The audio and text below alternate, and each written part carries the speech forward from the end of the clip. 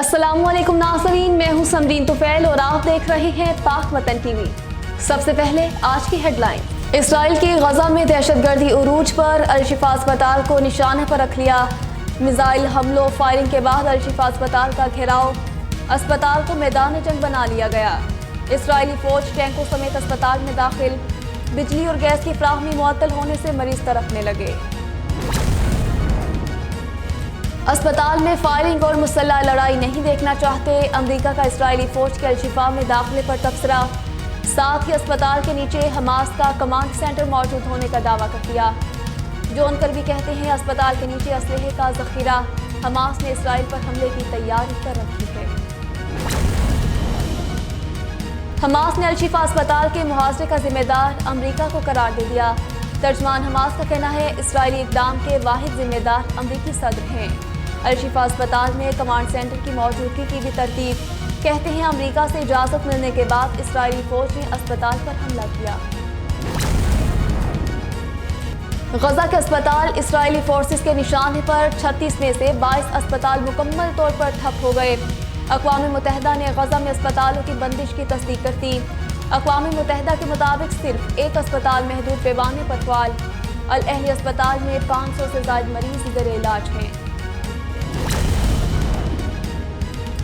सियाहूनी forces की गजा में नस्ल कुशी, निहत्ते फ़लस्तीनियों पर आग बरसाने का सिलसिला ना थमा।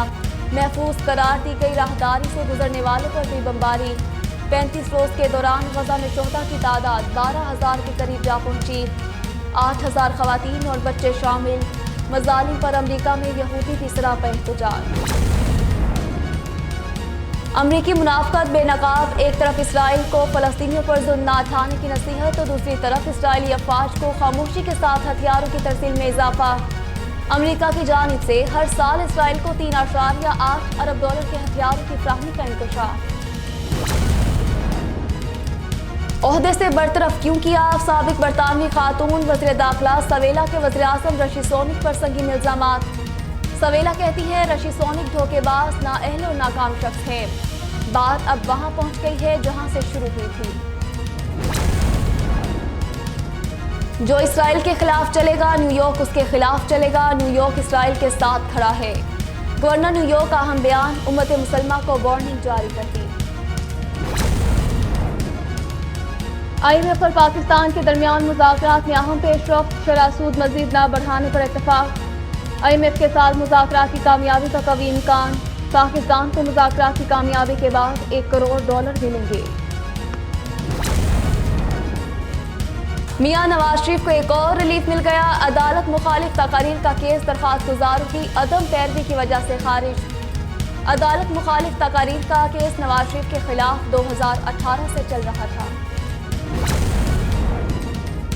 हमें अपने लिए इक़्तिदार नहीं, खुशहाल पाकिस्तान चाहिए। नवाज शरीफ का कोयटा में कारकुनों से खिताब। कहते हैं पंजाब की तरह बलोचिस्तान पर भी तवज्जो देंगे।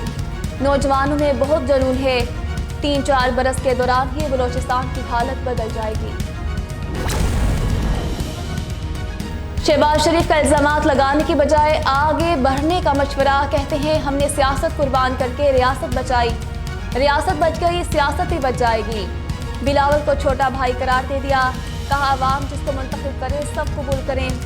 लश्करी रईसानी को नून लीग में शमूलियत की दावत।